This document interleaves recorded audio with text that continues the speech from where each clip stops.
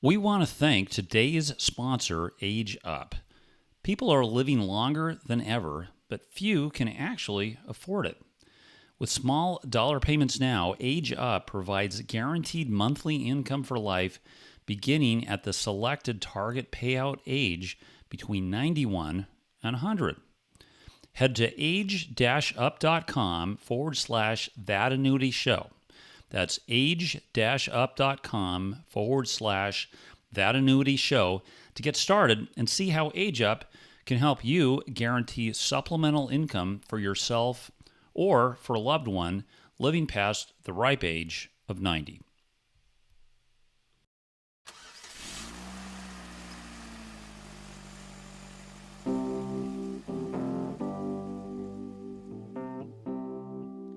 Welcome to That Annuity Show, the podcast that will make you an expert in explaining annuities to your clients. Give us 30 minutes each week and we'll shave hours from your client presentations. Now, here's your host, Paul Tyler.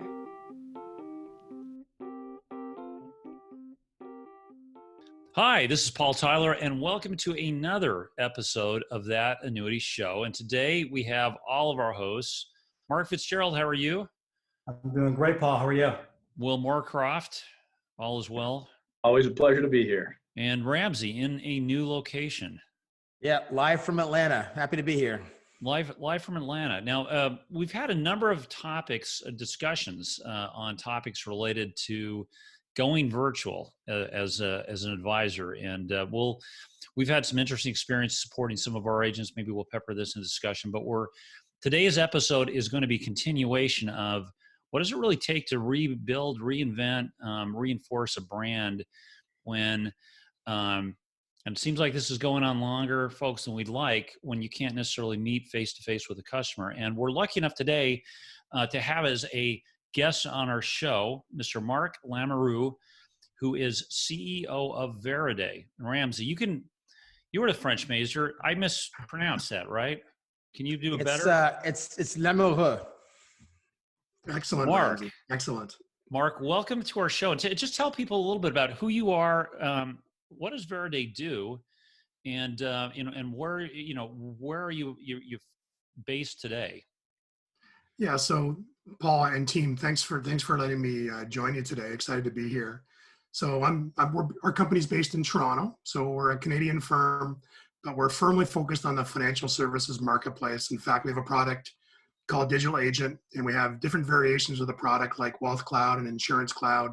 And our goal is actually to provide software to help advisors and agents be virtual marketers, let's say. And I guess our claim to fame, or the way we approach that part of the business, is we're trying to scale uniqueness amongst the agent and advisor community, because we recognize each of them's got a different perspective on their markets and their clients. Yeah, and just to be clear, so we have kind of a unique audience. We've got a lot of independent agents. We know we have a number of people who work in carriers who are listening to the show.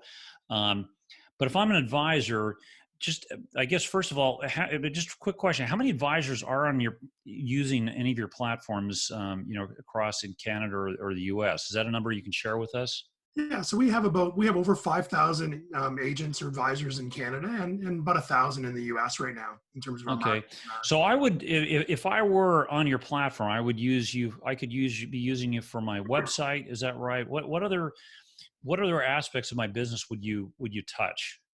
Yeah, so fundamentally, foundation is website. That's your home base for your practice, your brand, and where your clients kind of come converse with you and exchange content. And so we provide fundamentally website and email as the two channels of engagement for advisors and agents. Yeah. Now, and also, I'm just going to pull on that thread which I wrote down: scale, uniqueness. Kind of very interesting concept. And there are some players here in the U.S. very well established. We know them, we like them. Their technology, though, was probably written 15 years ago, 20 years ago. The base technology. So you think prior to this whole mess, and even before, as people start to go digital, if I'm an advisor, it's interesting. In some ways, my competitive advantage is the zip code at which my office is located. And when I show up on an agent screen, And when somebody comes to me, man, I just look like, another one if I start to go through those sites. Why does that happen? And then why should I be unique when people start to come to my website and interact with me digitally? Yeah, well, I'll limit the history lesson to the very quick one. In the first iteration of the internet, which is still kind of happening today, we're still working our way through that. It was difficult to build websites and even more difficult to actually find content. So most of the financial services advisor industry was all sharing the same content and using very similar templates. So you had a hard time finding a unique perspective. If you're lucky, what you found in Atlanta might be different than what you'd find in Des Moines, right? You might find some different content, but more often than not, you receive the same newsletter from those two advisors in those two locales. What's different now and what we do to scale uniqueness is we make it a lot easier to be different. What do I mean by that? Well, there's lots of content providers now that can provide a whole diverse set of content. It makes it easy for you to customize content for your market. So instead of choosing between 100 articles, you might have 100,000 now in the market. And there's also ways to actually build websites with tools so that you can change designs and photos and graphics. And any advisor can do that in 5 minutes, where it used to be a lot of effort to have to call the provider and help them help you make changes. Now, versus, why would I, not go to WordPress or Squarespace or some of these other sites? It's all your platform allows me to do that customization, but people like Will Moorcraft at these at a variety of carriers or companies have the ability to sort of manage this from a compliance standpoint. Is that right? Yeah. So I mean, in a perfect world, unregulated, you could just build a website and go to market and do your business. But obviously, in financial services, there's lots of protections that need to be put in place to protect consumers, right? So you need a compliance, both auditing functions to track what's happening, and also review processes so that the license holder for your license to sell financial products has some ability to govern what you do and how you communicate. Yeah. Now, on the advisor space, the questions we get continually, we get it.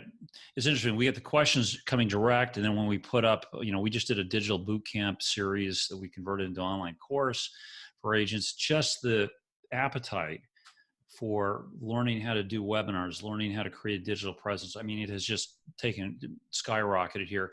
Tell us, can you share stories about, if you think across your 5,000 advisors, who's really just shooting the lights out in a market like this? What's their strategy? What's their market? How are they using, your tools to keep their business running at a time like this?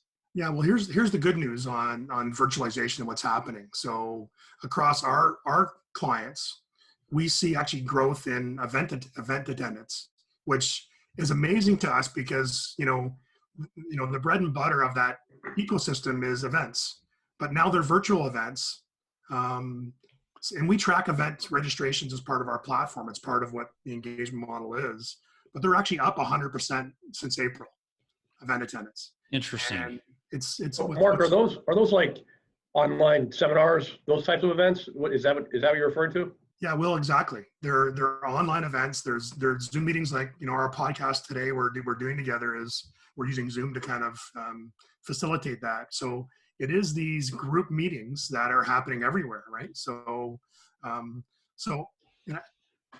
I could maybe you asked about some stories, Paul. Yeah. And so we've got a diverse set of clients, which is the whole point, right? The whole point is that you're unique. So, we have one advisor, for example, who's, based in Alberta. So in Canada, that's our oil country, right? That's where all our oil production goes. So, or happens. I can only imagine today what that economy is like.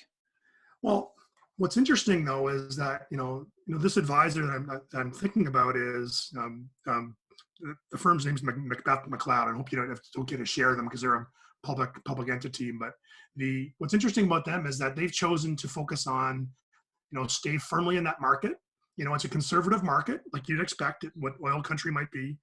But, the way they're successful is they've been able to focus on that specific market. And so when you think of the ways they engage their clients, in the last few months, they're talking about clean energy.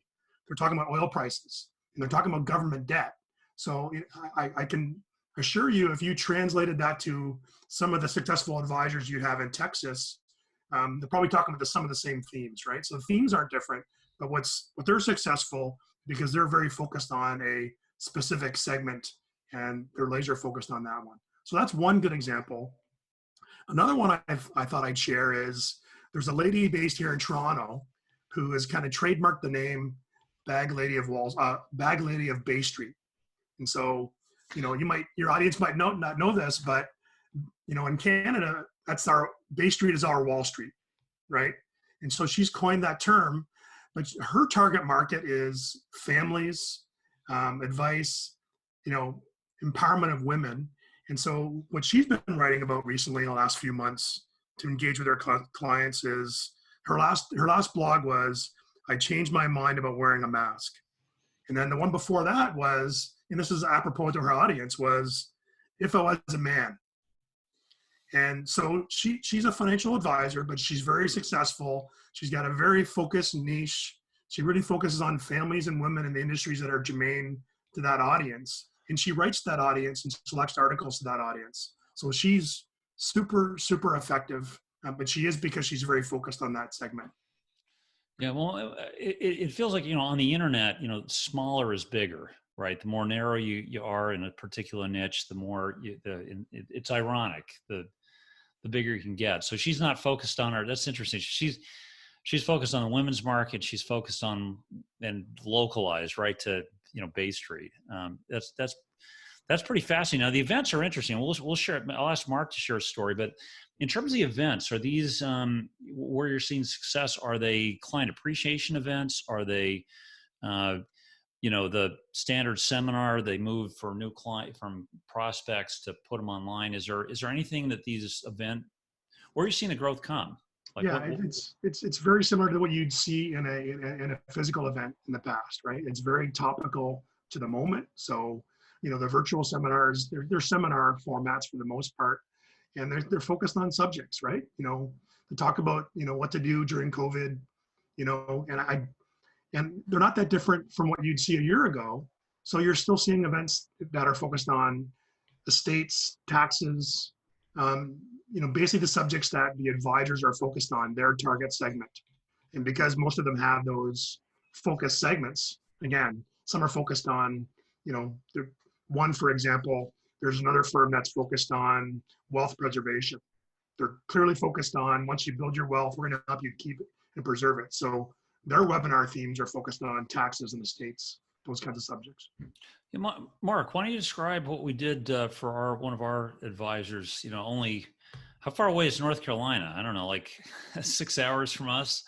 Yeah, a little bit south, but it's interesting. Obviously, we've seen a big shift as a result of the pandemic in terms of how agents are making outreach to their clients, and a lot of agents in this market relied a lot on seminar selling, which obviously is very difficult in this environment. So we set up two different formats in terms of the outreach. One was to his existing client base, which was going to give us more of a beta test in terms of how the format worked. So we set up a landing page for him for the clients to go register, sent out a communication to his client database, and we held that lunch with Lou, it was called, yesterday. And a bunch of his clients, dialed in. They were on a Zoom meeting with us, interactive, and it was great. He gave an update in terms of some of the challenges that his clients face, some of the challenges related to this current market environment, and offered up, a time to sit down and go through some of the solutions he has to offer. And I think it went over very well. I think there was a lot of great feedback from the clients. We spoke with him afterwards, and he felt it was very well put together. Now, the next one we have, Paul's working with him in terms of really dialing in. I think this is where you were going a bit, Paul, with, better to be narrow and deep, in terms of internet marketing. We really dialed into certain zip codes and dialed into certain hobbies and also certain lifestyle cultures. So people that travel, people that are retired, people that like college sports. This individual is very involved in college athletics. So, and we got a great audience to market to on that. We're holding that event in a couple of weeks. So that's going to be more of a pure marketing opportunity for him. But I think this is definitely something that will continue to grow as a result of really kind of going through the challenges that we're in today. And Mark, my insights were, wow, these clients are old, and wow, they are old, and they've actually figured out how to use Zoom. So now tell us, like, how much of your platform, if we had your platform available to, now we have a little different market because these are independent agents. Mhm. Fortunately, Will doesn't have to, do compliance on all their sites unless they mention the name of our company. So it's a slightly different market, thankfully enough. But how would your platform, how much of your platform would have, how much would your platform have like taken work away from us? Well, I think we work with the industry. So I don't think we're trying to take work away from the consulting industry that's helping advisors be successful. I mean, the idea of developing your practice, you need lots of diversity of contribution of how to be successful. We're the distribution channel. So we are helping agents take the advice of people who provide support to their practices, whether they're an agency, a design agency, or their consultancy. We're helping them enable and go to market with those strategies. That's what we're trying to do. So, I mean, I think, really, I think everybody on this call actually thinks it's good if you are taking the right work away. So if you think about the role of what we all do, part of what we do is supportive work and part of what we do is effective work. And what we all need is more time to do the effective work, and would love to get rid of all the supportive work as long as it's done well and correctly. So I think that's what Paul was getting at. And so it would be really interesting from my perspective to hear, how much, sort of this corollary to that, like if somebody gets on your platform, how much of it is plug and play versus having to bring somebody else in to help do this? And again, how much of, going back to Paul's question, how much of what otherwise would have taken away from effective work is being addressed? Yeah. So now that I understand the question, good point, Ramsey. So we probably eliminate about 80% of the admin overhead associated with creating and managing a website. So that means that whoever's responsible for helping that agent plan its marketing strategy, they're focused on strategy, tuning the market segmentation, rather than lining up a column to fit a website. That's not a good use of time, right? Our platform handles that stuff, handles alignment, handles structures. So really, you just need to be able to write and edit. That's the focus. And because we're organizing photos and different types of content, you're really making strategic selections as opposed to doing the lifting. The other thing too is we actually dropped compliance review times down by a ton because we kind of keep this all under one roof per se. And we're using kind of simple workflow tools. So instead of doing emails, which used to be fax and say, review this or review that, that iteration process is very quick. So, a lot of our clients have reduced the compliance review times by, 80% as well. So they can do something in a few minutes where the cycle made it take weeks or longer. So, hey, Mark, does your platform have sort of a built-in contact management system as well for financial professionals, so that they can kind of manage their client base from a contact management perspective, as well as from an email website perspective? Yeah. So Will, our strategy for contact management is actually to plug into the agent's tools. So if you're using Redtail, using Salesforce, using some other form like that, we would just plug you in so that we can connect whatever leads you're driving from your website, which is, an average agent or advisor is going to drive a number of leads every month from their website. We're going to deliver that to the CRM. And then when it comes time to do emails, we allow you to kind of pull lists from that contact system, so you can build segmented lists depending on how many segments you're carrying. Usually an average agent will carry 1, 2, or 3 segments that are unique to their practice. So it sounds like if I have your platform, I can get rid of MailChimp or maybe ActiveCampaign or some other sort of email platform. Is that one of the efficiencies that one gets out of working with Veriday? Yeah, so we're trying to keep content in one system and then multiple channels so that it's really easy to distribute. So if you've just written an article or sharing an article, you can simultaneously publish it to email channel as well as website. Yeah. So what I'm always interested in is, like, we spend a lot of time on the technology and like putting systems in place, and oh yeah, we actually need somebody to run this thing or put content into it. I just pulled up your the Bag Ladies blog. She's great. You didn't tell us she actually took, like, let's see, If I Was a Man, she actually did this around a riff from Taylor Swift on the story. Okay. Who is she? Okay. For her to be successful, she's got your platform. It's easy. What kind of talent? Now, what kind of natural talent did she have? What do you happen to know? Like, where is she getting her ideas? What's her staffing structure look like to succeed like this? Yeah, well, so Sandra Pierce is her name. Very successful practice, as we mentioned, in Toronto. She has a marketing team under the brand that she works for that gives her input on strategy.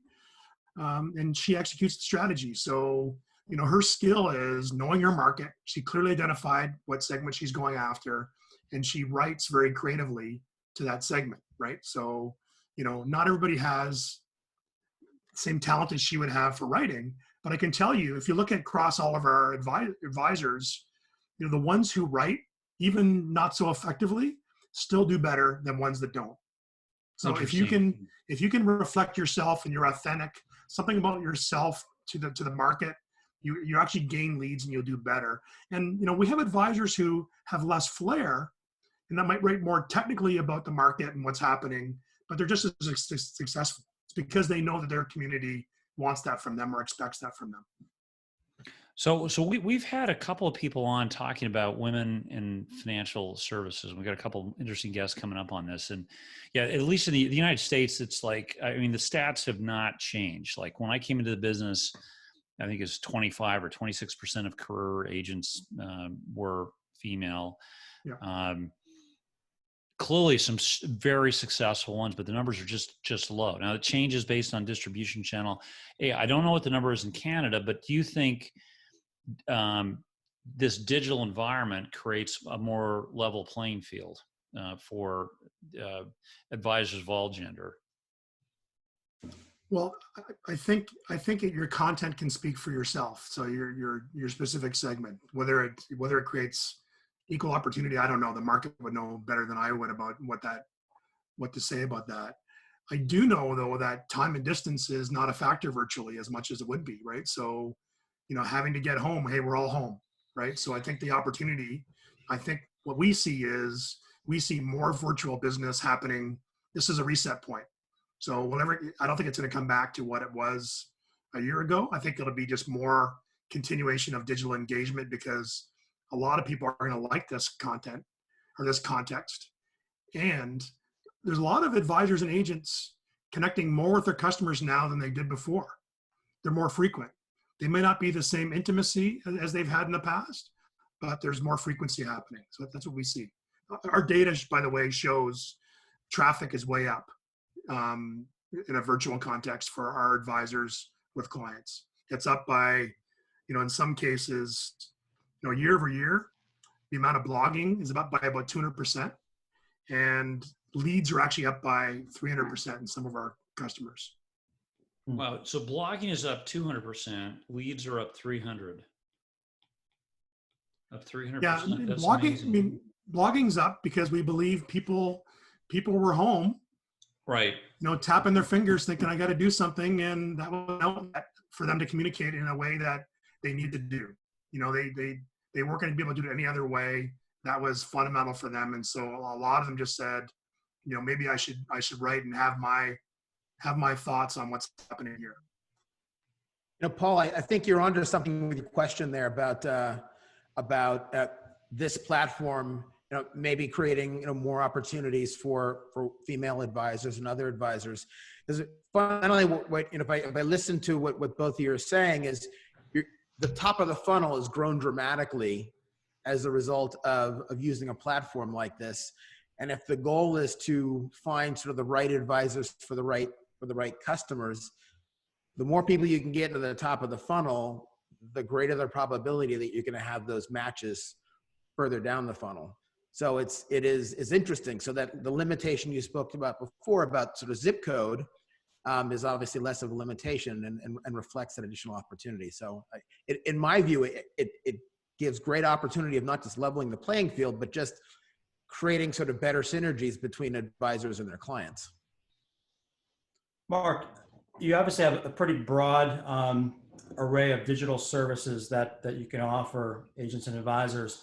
Two questions, or from a different perspective, I'll say. So for the ones that are currently using your service, are you finding, an appeal to different services that you offer as a result of the social distancing?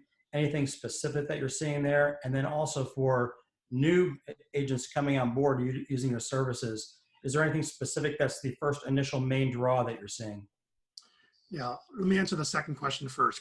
Clearly, website reinvestment is happening as a priority. Everybody's trying to be a bit more unique, try to connect to their market. So everybody wants to solve that first. Now, in terms of popularity and what's working, I mentioned blogging. That's clearly a process that's up. There is demand, more increasing demand for things like, book me online. So scheduling directly, there's a lot of digital connections happening. So that's rapidly becoming a mandatory requirement for an advisor where you're exposing your calendar. People can book time with you directly. We're seeing clear demand for that. Email still is a way to have a touch point with your clients that's efficient. I mean, the challenge with websites is it's kind of a one-way connection. Somebody has to find their way there. With email, you have two opportunities. You can reach out to people who you've identified as either a current client or is suitable to become a client, and you can bring them in and attract them to the content on your website. So, we think websites first, email will be a second to actually amplify what you're doing on your website. Great, thank you.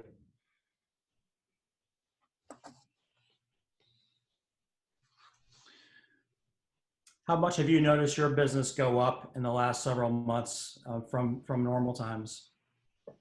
Yeah, I would say what we've noticed is activity's gone up. So like I was mentioning before, that across all of our agents and advisors, digital activity across all of them is up. There are more people looking at more content on a more regular basis all the time. What's interesting is nothing's changed about the traffic patterns though. So for example, we tell our agents the sweet spots for traffic are between 10 in the morning and 6 at night. If you want to post content, do it then. That's when you got to do. That's when the most eyeballs are there. If you do it in the weekend, fine, but they're not going to see it as readily as they are during kind of midday and actually midweek. So, early morning's not a great time to post new content. Neither is late evening, and neither is the weekend.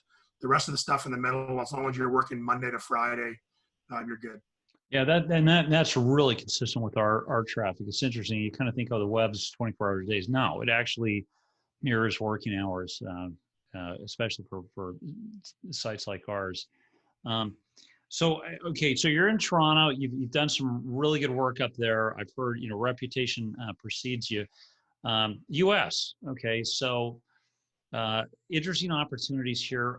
Where do you see the biggest hunger for uniqueness at scale? So operations need compliance, but they got to stand out. They can't just have a cookie cutter website that looks like it was built in 2010.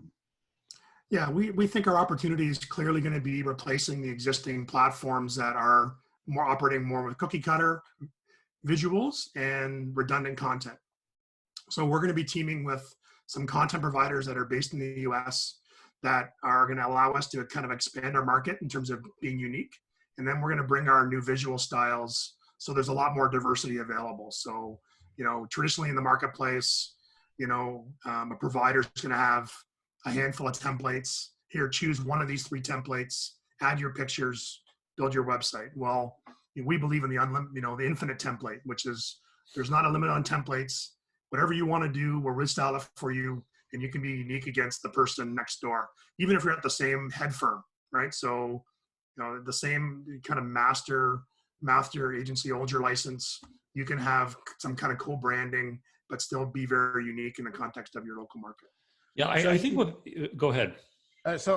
I'm very intrigued by your mention of content providers. So obviously we're swimming in an ocean of content right now, and I'm curious, like what kinds of content are you targeting? So is it by format, video versus written? Is it thematic? Like what are you? Is it big names, the New York Times or Bloomberg, or is it just really smart people whose content is good, even if they're not a brand name? Like, how are you planning on curating the content? What kind of content partners are you looking for? So Ramsey, yeah, we're working with partners that do the curation. So there are lots of firms that are specialty firms that are out there, connecting with the third-party content providers, like you mentioned, Bloomberg and New York Times and those kinds of things, but also people who can build large custom content libraries that focus on lifestyle content relative to the industry or relevant to the industry. What we're trying to do, though, is make sure that there's enough supply and diversity so that every agent can be unique. So I think what I would distinguish is every agent should have a strategy for their own portfolio mix of content, right? Mm-hmm. So you shouldn't be all third-party content from New York Times. You shouldn't be all lifestyle content from a provider. Your mix is going to be relevant to you and your audience. So we recommend everybody tries to write a little. If you can write something once a month, that's really going to be helpful to you. It'll help you develop your voice, develop your tuning. One of the best things about the virtual world and digital world is you can change. That's the beauty of this. You can start with something. You can look at things and say, I'm going to change things up a little bit here. You can do that in a matter of minutes now. You can change content and tweak your strategy a little bit. In the old marketing days, that was it was every 2 years you might do that. Now you can do it in a second. So, we think that's the opportunity. Yeah. So without giving away the secret sauce of your takeover strategy, what are you, how do you expect to sort of attack the market? Will you start in regions? Will you start with a particular type of advisor? And what are your just a general idea about your vision or your long-term goals of making your mark in the United States? Yeah, I think what we're looking for is progressive agents and advisors that are looking to make change. That's our strategy. So we're going to be appealing to folks who see value in being unique. I don't think that's going to be a geographic strategy, though, Ramsey. I think the idea is that those people who are grasping for uniqueness and want to separate themselves are going to stand up and be noticed, raise their hands. How we're going to reach them, though, is we're going to have a combination of our own marketing strategies. So we're going to be using avenues like you're providing to us today to talk to your audience. But we're going to do some combination of advertising. We have sales folks. We're going to work with the distributors and kind of the broker-dealer community and the RIA community. That is a segment that is valuable to us. So, we know that both at the agent level and at the brand level, we'll be working with everybody to try to make it work. Yeah, and I would just like to kind of hammer home the importance of uniqueness today. Like Old World, Ramsey writes an article, Will approves it.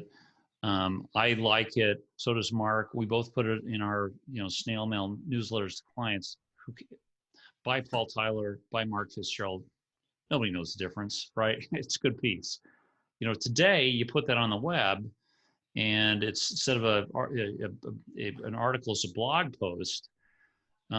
Google's may only give me credit for it because it's scrolled my website first and then Mark gets nothing from it. It looks like, wait, Mark stole my content. Google's going to say Mark stole my content, penalize his website for non-unique, spammy web stuff. So I think your point is like, if you really want to play the game today, you got to be unique, but then at the same time, you got to be compliant and have a structure to do it. So I think where you're pushing the market, I think is exactly where it needs to head. So with that, I think, look, there is no shortage of appetite from people, or no, I should say, endless appetite, Mark, for tips, thoughts, strategies on going virtualist environment. I don't know, Mark, Will, Ramsey, any sort of final questions or final thoughts here? I think I was very curious to find out you're going to be integrated with Salesforce. You're going to be integrated with Redtail. I guess the more, and there's probably more names than you could mention here, but I think that the more information that that you could put out there to advisors and others about all the different platforms you're integrated with, I think would be super helpful, because it's clear from this discussion there's some functions that you replace, which is great, because it's very easy to have 25 different software service subscriptions. So it's good to be able to pare that down. And then there are some with which you're gonna fold in seamlessly and make things a lot easier. So I think that is going to be that's sort of a very exciting part about what you're doing is the possibility for all those integrations.